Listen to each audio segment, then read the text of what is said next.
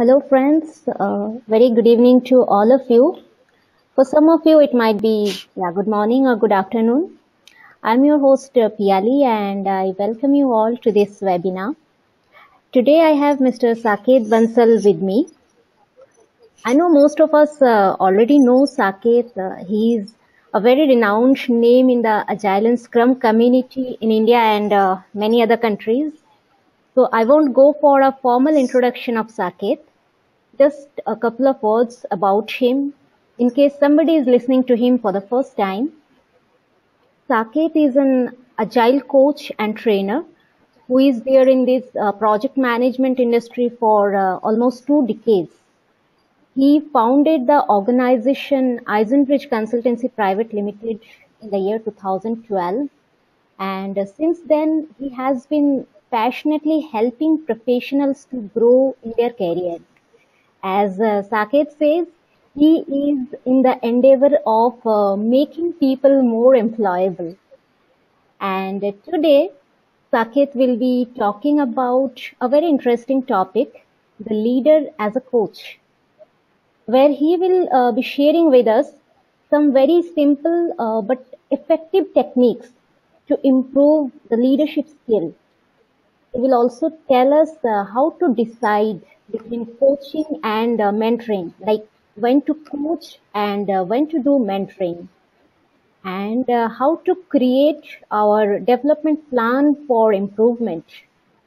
So I would request Saket to take the session forward. Over to you, Saket.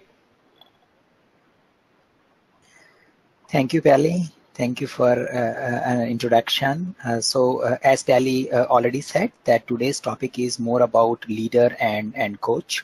So if you want to make a good use of this particular program, make sure that you have a paper and pen with you, so you can put a paper and pen along. It will help you to compile and summarize your thoughts as we move forward. So the plan is like this. Pally already spoke about what I do and what kind of a business I am in. But here I just wanted to focus on my coaching related credibility. So since you are hearing this particular topic on leadership and coaching, and it should not happen that somebody just read a book and end up presenting something to the audience. So just to make people clear, experience related to this particular topic. So I have been practicing coaching for 3 years, and I have trained 500 plus people on agile coaching related topics. And along with this coaching training, I am also influencing in an agile industry, and some of the evidences are that we made agile coaching program quite popular in India. Before we started this particular program, it was not there. I also played a very crucial role in making safe agilist related program popular in India, PMI ACP, and now we are investing a time into Kanban. So why I'm mentioning all this is that when you play a leadership role, it's not necessary always that you have 100 people reporting to you and you are leading them, or it's not necessary that you need to head some organization to be a leader. You might be heading some part of it, but there will be a good amount of population, significant amount of population, which you need to influence without having a formal authority. So these experiments which I have done in last 3 to 5 years related to influencing, leading, and coaching, I'm summarizing some of the crucial elements where I find good amount of overlap between coaching and leadership in this particular session. So that's the idea behind it. So before I get started with content and we get into house and backlog items, we should spend some time thinking about what do we want to achieve in next 45 to 50 minutes in this particular session. So in my view, this session should help you in seeing how coaching skills can improve your leadership skills. Now, we have been reading about leadership since we started reading anything, or since we started reading management. I think leadership is the most popular topic for most of the writers there, and if you start digging into, you can find like tons of reading material which tells us what is leadership, how it is done, and it's like for centuries this is a subject which has been talked about. So having said that, this makes this topic complex because we don't know how to improve leadership skills. Many of us may start believing that leadership is something which people born with, and it confuses you because it changes very dynamically. Now, having said that, I see an opportunity of improving leadership skills by improving coaching skills. So coaching is relatively a smaller subject. When you think of a leadership, it's like big. Coaching is compared to leadership is very small. And if we improve our coaching skills, we take a significant step forwards towards improving leadership skills. And how this coaching and leadership relates with each other is something which I'm going to make a case in this particular session. So as an output for me, it would be that at the end of this session, you get convinced that yes, I can improve my leadership skills by improving my coaching skills, and you start getting results from it. Now, before I go forward, I request you to take a paper and pen and write at this point in time, what is your opinion about the relationship between coaching and leadership? So I take a pause for 30 to 60 seconds and I repeat my question. You need to reflect and write a small note for yourself. What do you see? What kind of a relationship you see between coaching and leadership? Okay, so let's move forward. Hope you got some thought, and let's see how well it aligned with my thought. And your thought and my thought could be different, and both of us could be right at the same point. So who are here? So I have a small poll which will help us in knowing all of us who are attending this particular session. So Piali, can you put the first poll live so we can know who all are here? So the idea here is that just select the role which is aligning with your role or near to your role, not necessarily exactly aligning with it. It will help us in knowing each other because we are taking the virtual session, so we can understand who all are around. You don't have to be very precise. It is just a way to know who are in the group. So we have 30% for project manager, then 27% for Scrum Master, 22% others, and then 15% Agile Coach, 7% we have a product owner. Okay, so you can hide the poll so that people can see the slides. So this is like roughly we are getting is good amount of project management, Scrum Master, Agile Coaching, product ownership representation in this particular group. Okay, so this is how I am planning to run this particular session. The introduction part is quite like more or less done. So we had a warm up, and approximately 40 minutes I will run the session content, and I will take question and answer towards the end. So as you get some questions, yeah, it may be difficult for you to remember it till the end.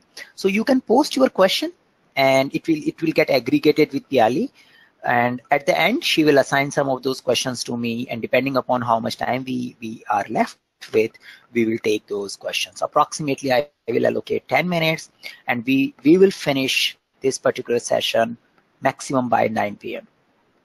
or say 1 hour time box as per your time zone we have selected. So this is the structure of the session.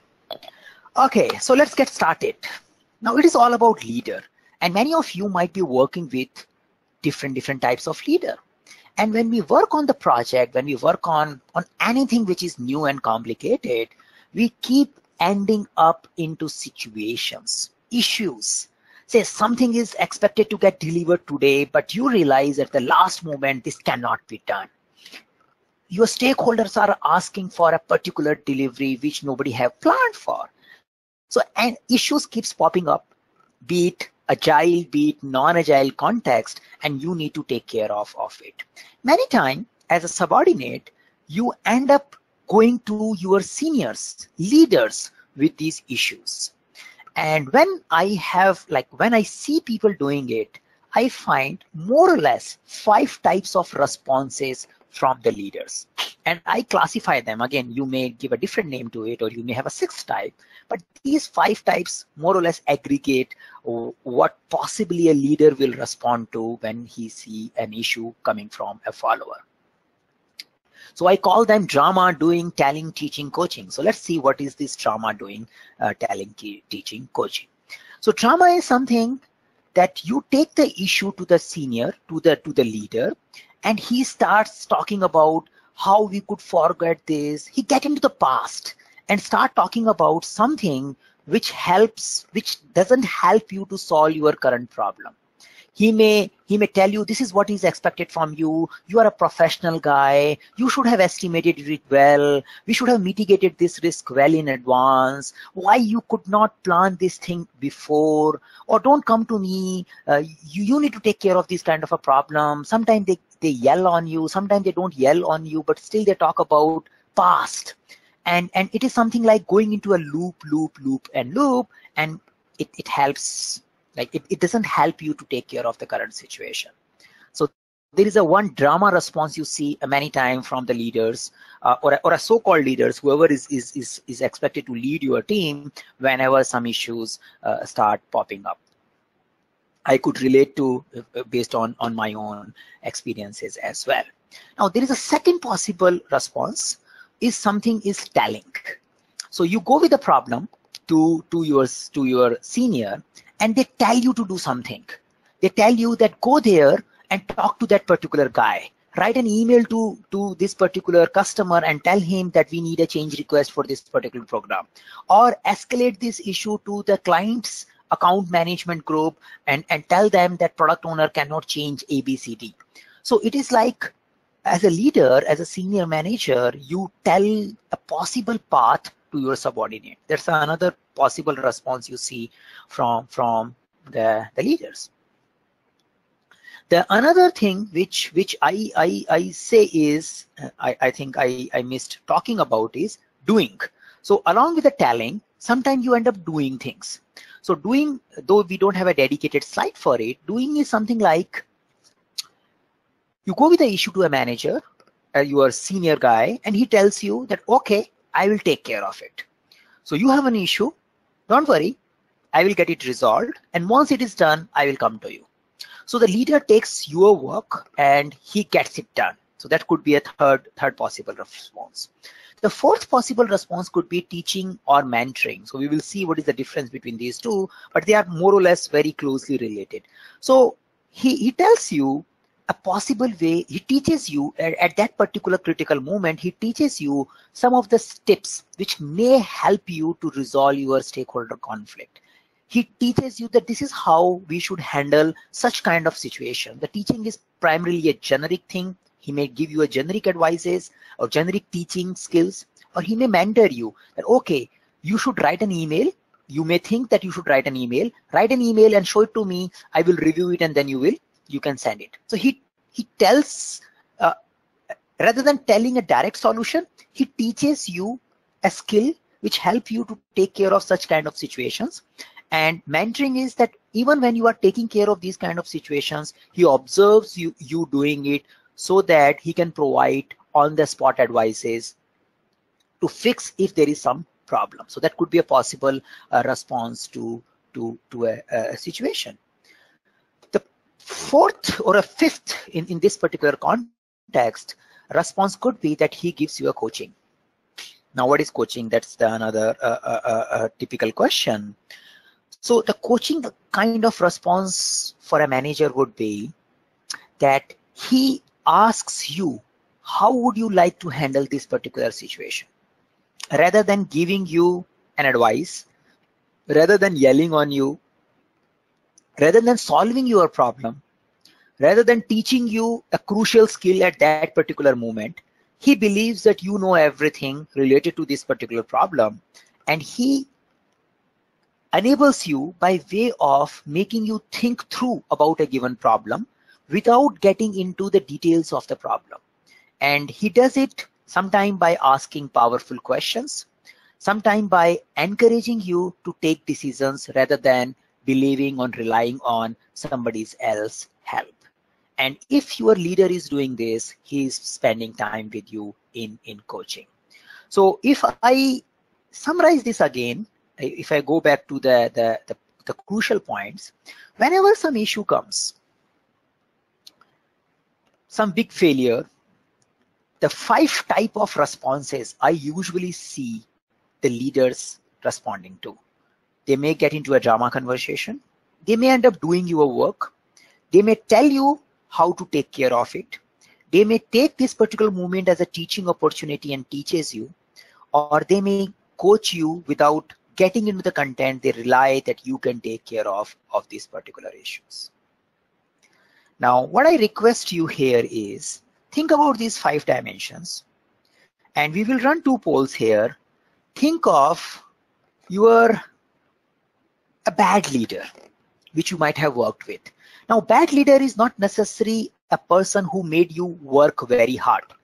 It's not a the person who is making you work hard is not necessarily is a bad leader. The way I look at a bad leader is, if you see your career span, you might be having 10 to 15, 20 years of experience. And if you reflect on your experience, you pick up the leader whom you work with, but you believe you got nothing out of it. You just spent 2-3 years working with him, but you could not take anything forward. You cannot learn. You end up learning nothing in that particular duration, and you find yourself that kind of my skill didn't get enhanced during that particular time. So think of from your own experience about a bad leader, and once you are done with thinking that the name and face might be already in front of you, we will run a poll now, and you need to select maximum 3 options out of these 5, which this so-called bad boss was doing the most. So, Pyali, can you run that particular poll? Yes, just a second. How do bad leaders respond to issues? That question. Yes. Yep, I have launched. So you can select 1, 2, maximum 3 think which you see more. It's like most 2 things, or maximum 3 you can see. 2 is good, so we know where you are focusing the most, and it will help all of us in knowing things. Okay, can you see the poll result, or I should read it out? Actually, I can't see it, but the audience can see it. That is what I am getting the message. Okay, yeah. So we have got the most response for drama, 71%. Then we have Okay. I can see it because in the audience view. What is the third? What was the third option? Where we get a second response? Second response, it's telling. 17% we got for telling, and 3% we have coaching, teaching. Okay, so we do see that our so-called not so good helpful bosses spending maximum time in drama, and sometimes they just tell you what to do. Okay, now let's change the case. Hide the poll and run the another poll where we need to think about the great leader, the leader you believe helped you in growing in your career. Whatever you are today, they have played a crucial role in making you as a professional. It's not about they were friendly with you or they were harsh with you. It's more about they made an impact in your life, and which is making you a better person, a better professional now. Okay, so I have launched the third poll. So again, up to 3 top points, not necessarily the all. So idea here is that you are thinking of your good leader, and then you are thinking about the conversation which you used to have with him when you go with issues in general, where he focuses his time when he interacts with you. He does your work, or he tells you the solution, he teaches you, or he enables you by believing that you can do whatever you want to do. It's just required some level of guidance so that you can think through. So pick up to 3 maximum. Oh, the message is coming, please select 1. Okay, so I think I made a mistake while making a poll. Anyway, so pick up 1 only then. So that makes the choice a little bit difficult here. Should I read out, or you can? So we can see, we can see. So as we can see, the coaching and teaching started taking preferences. Though I was only giving the option by mistake, I only gave 1. But if I would have give 2, 3, then also the more or less the result would have been in same. And this is something which you already know. I have not taught anything here, and it is all there. We can see what is happening around us. We don't have to learn leadership from the books. We can learn leadership from the people around us. We can learn leadership from our own experience. So you can hide the poll and we move forward. Yeah, sure. So if I take this thing forward, and this is like an exercise I keep doing in my agile coaching class, as I was talking about that I have trained more than 500 people on agile coaching. And when we run this particular exercise, I started doing it 6 months ago. It was not there in the beginning. So again, it's an inspect and adapt for me. And this is the type of the graph emerges, and which is very much similar to your opinion as well. We see not so contributing leaders spending a lot of time into drama and telling. Sometimes they end up doing things, and whereas the good leader spends more time into teaching and coaching. Now, many times we think it's good if the leader can do our work, but if leader keeps doing your work, you never learn. And at the same time, leader will not be able to allocate work to a crucial issues. So it's not necessary that good leaders end up doing your work. The leader, if he keeps doing your work, maybe making your life easier, but at the same time, you don't learn anything. Once the boss is gone, you are in a bad shape. So we find leaders, managers who are leading and influencing their people more moving towards teaching and coaching space. And this is something coming from your own observation, and this is my observation in my own professional life, as well as with the people I interact in my agile coaching program by taking these kind of polls. So what is leadership? Now there is no poll, so you can relax. And so what is leadership? So you can have a multiple millions of definition of leadership, and most of them might be presenting the right perspective or a different perspective about leadership. In a simple way, when I look at a relationship between coaching and leadership, so leadership is an ability to inspire others. It's an ability to influence people so that they get inspired for their own betterment towards the leadership goal. So do you have an ability to inspire someone? And if you have that, leadership is you do have a type of a leadership skill. And in a coaching word, the equation which is coming from inner game of tennis, which is quite popular, is an interesting one. So the performance of individual or a team, as per this equation, which is a good metaphor to understand the performance, is something potential minus interferences. Now, what does it? So potential is a capability in individual or in a team for doing something. And interferences is their mental block. They believe, I can't do it.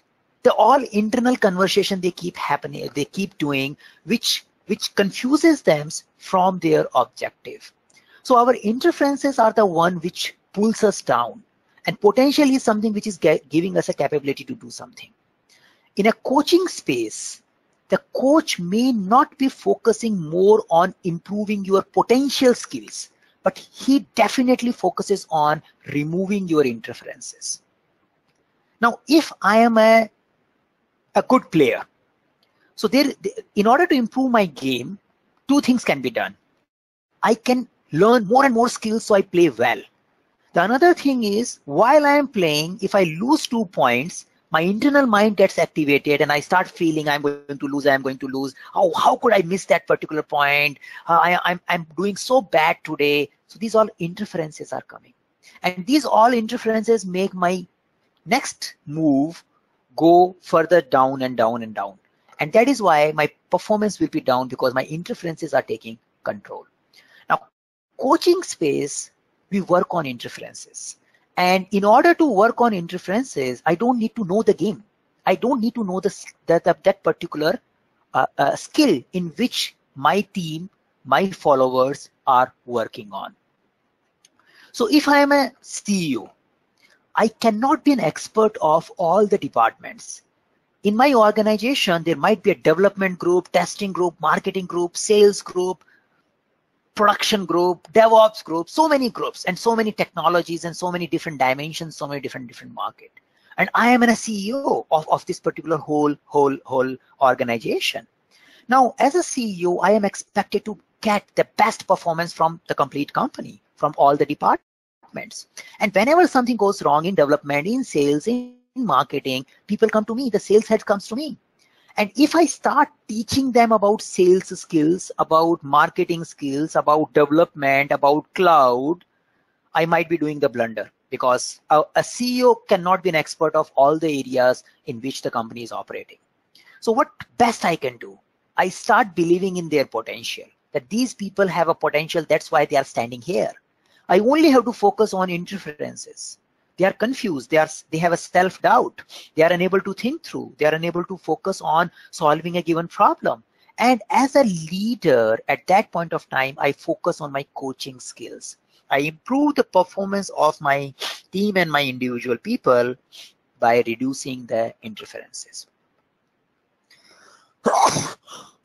Sorry. So this is how we can see the coaching space and a relationship of coaching and leadership. So coaching is primarily focusing on the person is already capable of. It doesn't need a teaching anymore, and I just need to remove the blockages from his thinking or from his path.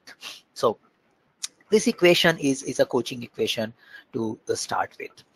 Now you may wonder, this looks good. Okay.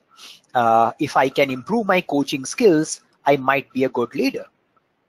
And I got an idea that I can improve the coaching skills by, if I improve my coaching skill, I can remove the interferences. Now, the second question will come in is that how do I do that? And how do I learn it? So as I said in the beginning of this particular webinar, it might be difficult to learn leadership, but it is far easier relative to leadership to learn coaching. And if you mix your coaching into your leadership style, you can improve your leadership. So what are the things, small things to start with you can do in order to improve your coaching skills? The first and foremost thing is believe in potential. It's a one slide, but we will take a little bit more details about bad boss, good boss when we look at each and every topic. Now, when we talk about believe in potential, the point I start believing in your potential, I stop giving you advice. If I'm telling you again and again, do this, do this, do this, I am assuming that you are unable to find it out. You don't have a potential to find a right answer. So that's why I'm giving you the advice. So the leaders who gives you so many instructions, they give you so many directing, they signal knowingly and unknowingly that they don't believe in you. They don't believe in your potential. That's why they want to give an explicit instruction. Make sure when you go there, do this. If this statement is coming from you, you need to reflect back.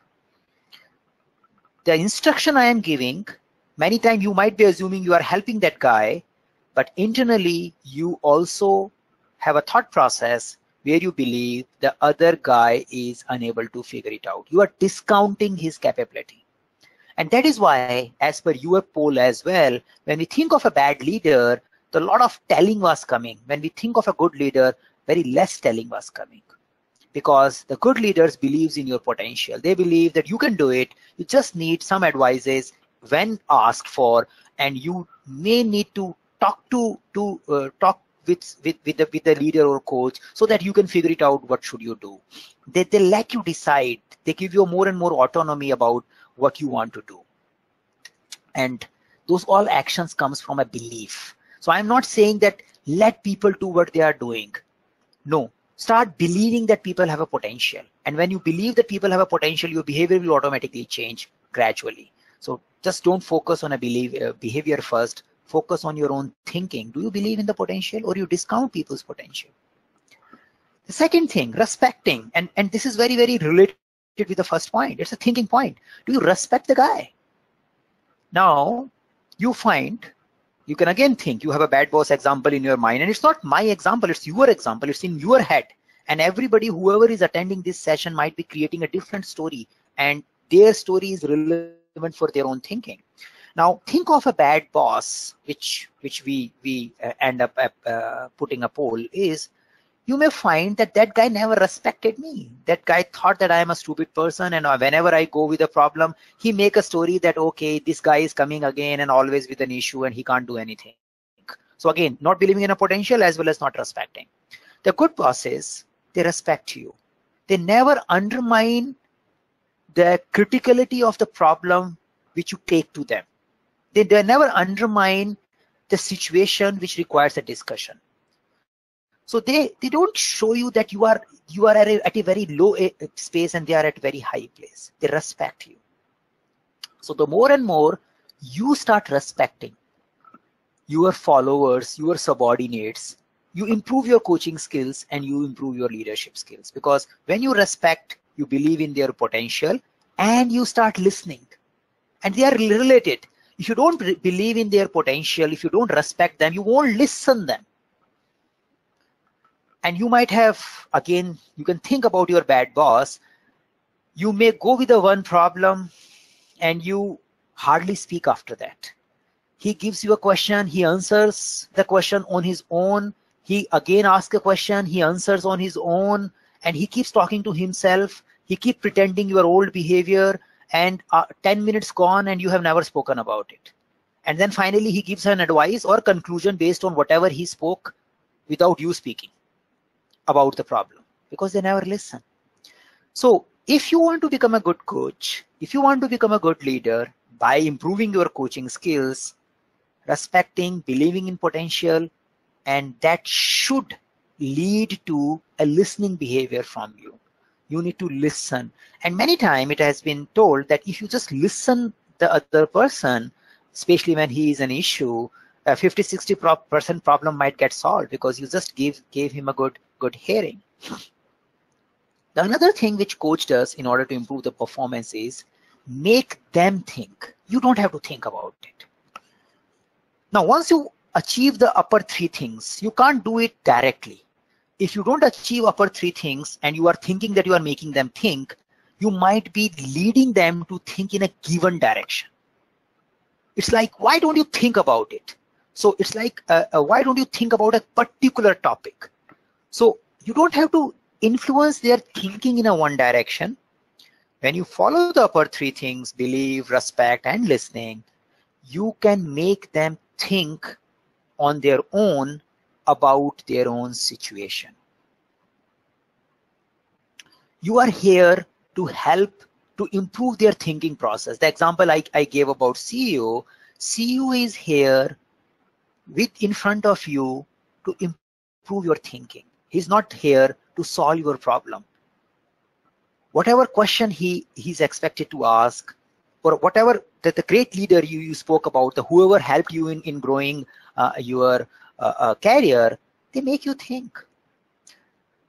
I was speaking to in one of the coaching class, and the person shared, there was one participant, he shared that he ended up working with one of a technical leader, and technical leaders are usually expected to give you direct solutions. They just whenever you go with your Oracle error, .NET error, the technical leader will just give you a solution, put a comma there, put a dot there, and you get resolved. But this guy was fortunate enough to work with a leader who always motivated this particular developer to figure out his own answers. So whenever this guy go with a problem to that good technical leader, the technical leader used to ask, have you tried enough? Do you want to give up? If you give up, I will look at it. Do you want to give up now, or you want to try it again? Now, just by asking, do you want to give up? The person takes back. No, I don't want to give up. I want to do it. Okay, do it. So till the time you are not giving up, I am not there. But if you give up, then I will go through it. I will show how it has to be done, so that going forward, you can relate to it. So it put a pressure on your mind to think, to try. It encourages your ego to get it solved, rather than blasting on you. Can't you do it on your own? Why are you coming to me? Now, the technical leader may avoid solving a problem by just saying, why don't you do it yourself? It's your job. Why you keep coming to me? Don't come to me. That's a one response, and which will again trigger the subordinate to go and try again. But he's not motivated enough. He's feeling already bad about the problem. The another possible response is, okay, do you want to give up so soon? If you want to give up, I will definitely help you. But don't you want to try more? Yeah, I go back, I try more, then only I come. And if I keep giving up soon and so on, I myself will feel bad about it. So make people think, make them think and spend time about their own problem, so that they improve their own skills and become a better leader. And that is what the leaders are expected to do. That is what the coaches are expected to do. Direct communication. So this is more like applied to all these four things. Whenever you talk as a coach, you don't confuse your subordinates. Now, you may find that drama conversation here. Many times there are leaders who are not effective. They don't give you a straightforward, clear answers. They just confuse you, and they might be doing unknowingly, because they live in a world where they speak a complicated language, but they don't realize that the subordinate who are coming to you, to them, may not be living in that complicated jargon-full language, and they may need a simple answer. But the good leaders, they understand their subordinates' language. They understand whoever is coming to them is coming from a given web background, and they speak in their language, which goes direct without having interpretations and misinterpretations. So as a coach, you can focus on these 5 areas. They are small areas to start with. I won't say that by just doing this particular webinar will give you an idea of how to move forward, but this is a seed to think, because you want to become a better leader. And becoming a leader is not an easy thing. But here there is a one milestone. Be a better coach, which will make you a better leader. And that's the path for improving your leadership skills. And in order to become a better coach, these are the 5 things you can start with. And you can also start believing in the previous equation, which I shared here, where the performance was mentioned. So the performance is equal to potential minus interferences. You can believe in this particular equation and pick up these 5 points. We are done with the objective of this particular webinar. Now, having said that, I just wanted to bring a perspective. The leadership style may require changes. Whenever you are working with a team, whenever you are working with an organization, there might be a need of a directing sometime. There might be a need of advising sometime. There might be a need of doing sometime. So it's more like, as your team becomes more and more capable, as the people whom you are leading, the followers becomes more and more capable, you move towards coaching. And at the same time, the reverse equation is also true. If you don't move towards coaching, your subordinate, your team will never become self-organized. So, and in this particular graph, I am showing that as a leader, you start moving from doing to coaching, you start losing your management control. Because you are not giving a clear-cut instructions, and people are not following your instruction as prescribed by you. The team control is increasing. Team flexibility, team autonomy, team decision-making capacity is increasing as you are moving towards coaching. Now, I don't say this that you go tomorrow in your team and you just jump start with the coaching. you may need to see where your current team's current individual capability lies. And depending upon that, you need to find out what amount of coaching and what amount of teaching, mentoring, or sometime advising might be needed. So there is always a role of other elements, excluding drama. So I am just removing the drama. Drama has no role, but rest of those elements has a role to play. Sometime directing is needed, sometime advising is needed, sometime teaching, mentoring, and coaching is needed. So at the same time, when we appreciate the contribution of other areas, I also want to make you aware about the risk. As we start appreciating the importance of directing and advising, many times as a manager and leader, we start doing directing and advising all the time. So it's just a very fine decision making you need to do. Whenever you are doing directing and advising, ask yourself a question. Is it blocking my subordinate from growing and blocking me from leading and influencing without giving directing and advising? If you keep thinking that how should I take care of a situation, so it develop my subordinate further. It develops his skills in handling such kind of situation in a near future. What should I do? What particular approach I should pick so that he gets developed rather than I keep solving or I keep doing all the thinking for him. Now I keep giving an example to my own team and to everyone. There was a time that the way organizations was developed. So they had a one person who give all the instructions and everybody else executes it. And I give a metaphor of that earlier, or maybe in today's world also in some segments, we develop an organization, we created an organization structure where we had another body carrying the head, individual carrying the head, and another body carrying the hands. So head and hand is not put into a one body. We expect one person to just work as a head to 10 people, and 10 hands will do the work. Now going forward, people, especially in the knowledge industry, we see that breaking head and hand into a different body or putting head and hand in a different body is creating a lot of delays and confusions, because it takes time, instruction from head to reach to a hand, and feedback back reaching from hand to head, and it creates the confusion because situations are changing so fast. This delay can create more and more problem. So in today's organization, the leader should focus on creating teams where they have head and hand in the same body. And when they have a head and hand in the same body, they need coaching because they are capable to think. They know what is expected to be done. And it is just that they just need to have an enablement so their head and hand can work in synchronization with others and achieve the better objective. So as a leadership style, when you start moving towards coaching, you start believing in one body carrying head and head. So that is what I wanted to convey today.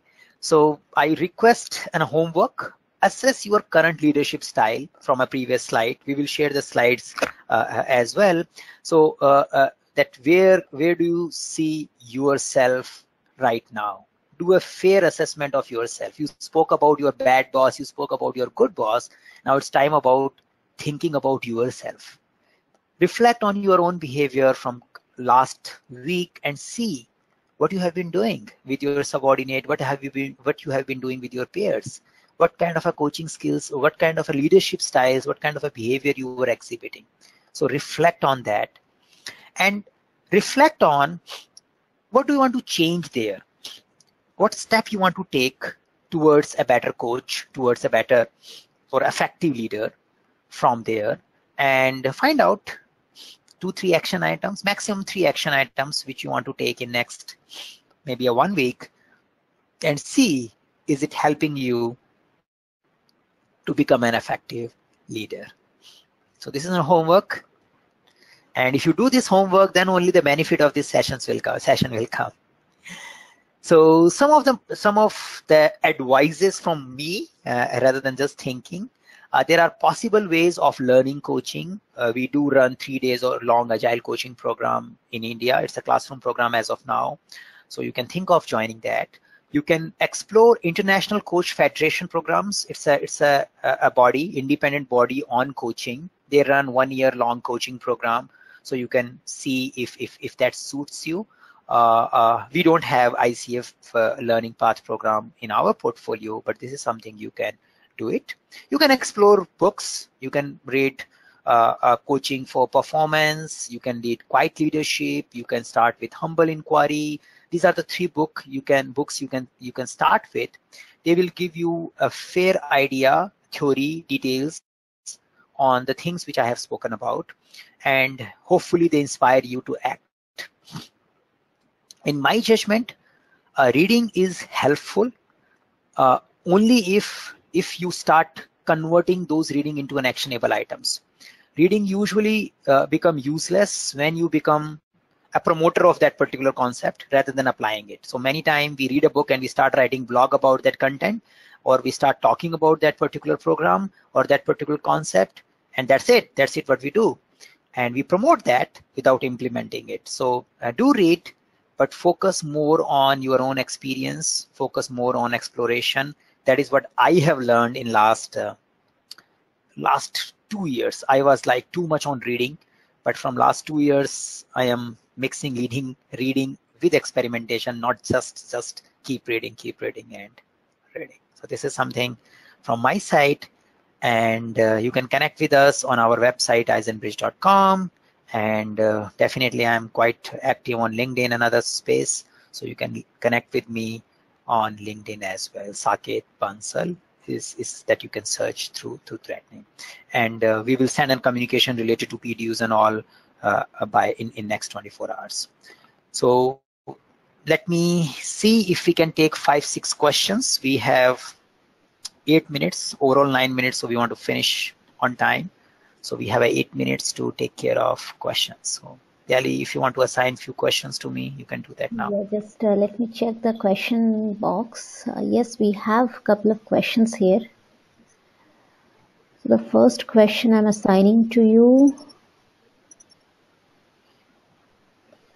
Yes, can you see the question? Yes, I can see it. Okay. Thank you. So as a Scrum Masters are not supposed to be a technical competent team member, do you think SM can answer any of his or her questions? How do you handle such scenario? So see, as I said, so as a leader coach, you are not necessarily to be a content expert. Now, as I presented in the leadership style change, you also need to see at what level you are playing. So if you are leading a technical team as a technical leader, they do look at you for mentoring and teaching. They do look at you. They want their technical problem, their technical areas to be mentored and taught by you. If you are playing a role where you are not their technical reader, you are primarily a performance coach who is working with capable individuals, you are just helping them to think through. In that case, you are not expected to know the technological space. And the question which is coming for Scrum Master, technical leader and all was always there for project manager before.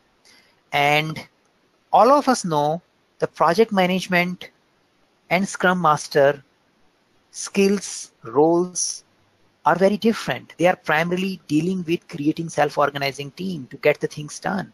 So teams get the things done. They just create a team which gets the things done. And a particular Scrum Master may be a technical expert in doing things, but he may not be a testing expert. He may not be a business analyst expert. As a development team, they need to have all the skills to convert the product backlog item into a done increment. And having all skill in a Scrum Master so he can also mentor and teach in all those areas might be risky or might not be feasible. So you need to see in which environment you are playing a Scrum Master role and develop your skills accordingly. I see Till the time we are a lower level or a middle level leaders, our technical skills are needed. As we start moving towards senior management or a further leadership positions, our technical need for a technical skills starts going like away. So it might be a current stage. As you move forward, there will not be a need of a technical skills. Okay, so moving on to the next question, I'm assigning.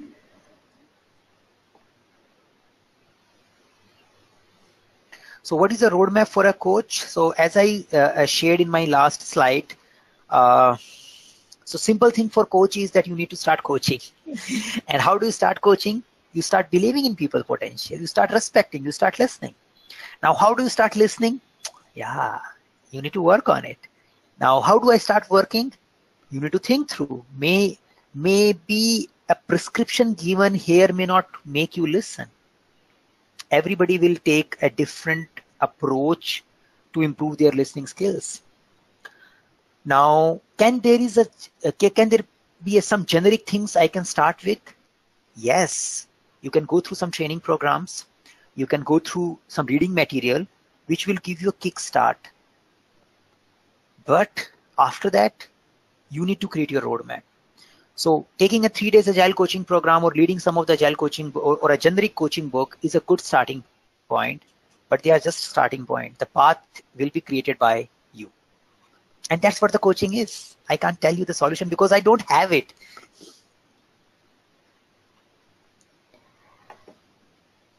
Okay, I'm moving to the next one.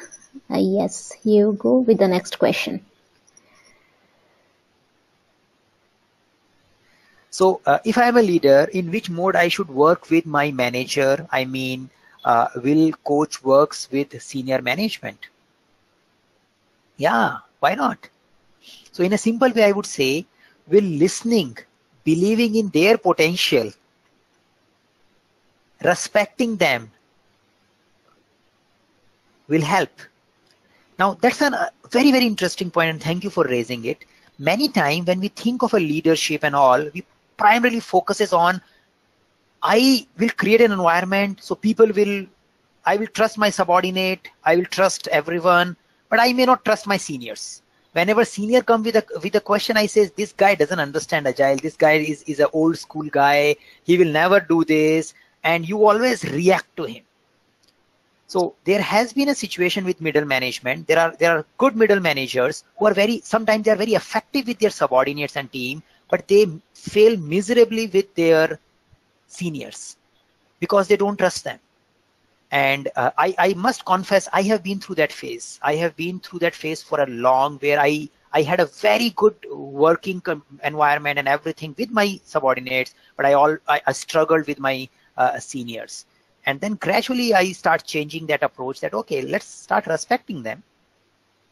Not because of their designation, because whatever they have it, whatever I like about them. Let's respect their opinion and then listen and then make them think. And that is how we will move. So yes, it will work. Yeah, you may need to apply it more carefully, but it will work. It has worked for me. That much I can say. Okay. Yeah, should I move Final to the next question? Okay, so what kind of a metrics we can utilize for an organization which will help them understand that that me being a coach can add value? Okay, interesting one. So, see, many times we believe that I want to become coach, my manager should let me do it, or my company should let me do it, or my subordinate should let me do it. They should not bring me back to directing stage. They should respect me being a coach. And I find this doubt frequently in my classes as well. See, why somebody will respect you to being coach? Why organization will let it you to be a coach? And why they will object about it? They only need results. They only need self-organizing team. If you are creating a team which is more collaborative, they are trusting each other, they are owning their work, and they decide without without getting confused and blaming each other. If something goes wrong, they are open to accept it. That's the result. That's the matrix. So whatever you are doing, it should become more effective. And if it is becoming effective, everybody will like what you are doing. So we should not be so religious about it that I should be designated as coach because I am doing ABC, and people should respect that. In my view, it may be useless. And this is something my personal experience. When I started learning coaching 3 years ago, and I was going through an ICF program, and I was taking coaching as an overhead only. So there was a lot of assignments which we have to do in between, and I was expected to coach many people, and I was worried I am not getting enough coaching hours. I have so much work to do, and on top of it, I have to do this coaching also. So that is how I was taking it, that okay, I need to do my work and coaching it. So one of the coaching conversation which we were having in an assignment made me think, if coaching is useful, if coaching is something which delivers result, why don't I use it to get my work done? And I don't care about any metrics. I just care about whatever I am doing today, it should help me to do it better. And if it is doing it, I'm done. And that point onwards, I removed this overhead of coaching from my mind, and I started using coaching conversation as and when I get an opportunity to get the better output.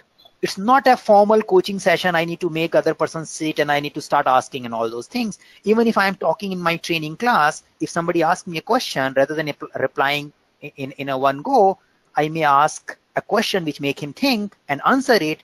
And that is a small coaching conversation happened, and then I take it forward. So matrix is, you get more time and you start enjoying your work. If that is happening, you are doing good coaching. Okay, so thank you. I think this is what the time we had for this session. Thank you for being so participative. I understand that the duration 1 hour just flies, and only few things which we can talk. But at the same time, I believe talking about so many topics and complex theories is not useful till the time they come into practice. So if we just take these simple things in our practice, they will achieve the session objective. And do reflect on whatever you wrote in the beginning about the correlationship between coaching and leadership, and see if that has changed during this particular session. Thank you. Okay, so we can close the session here. Thank you, Saket, for this wonderful session. And thanks all for joining us. Regarding the PDU, you can claim one leadership PDU for the renewal of your PMI certifications. And any follow-up question, any query, you can just visit our discussion forum, forum.eisenbridge.com. You can post your queries there. We will take care of the questions. And yeah, our next webinar is scheduled on next Wednesday. That's on 31st of January. Once again, Saket will be the speaker, and that day our topic will be the PMBOK latest version, the 6th version of PMBOK guide. Another thing, yes, regarding the agile coaching session, if you are interested in attending or knowing more about the program, you can just visit our website eisenbridge.com, and for the training schedule, just do visit the training section of the website. You can see when is the next batch happening in your city. We are conducting it multiple cities in India: Delhi, Bangalore, Hyderabad, Pune. So yes, that's all from my side. See you. I hope many of you will be present in the next webinar as well. Thanks again for joining. Thank you, and good night.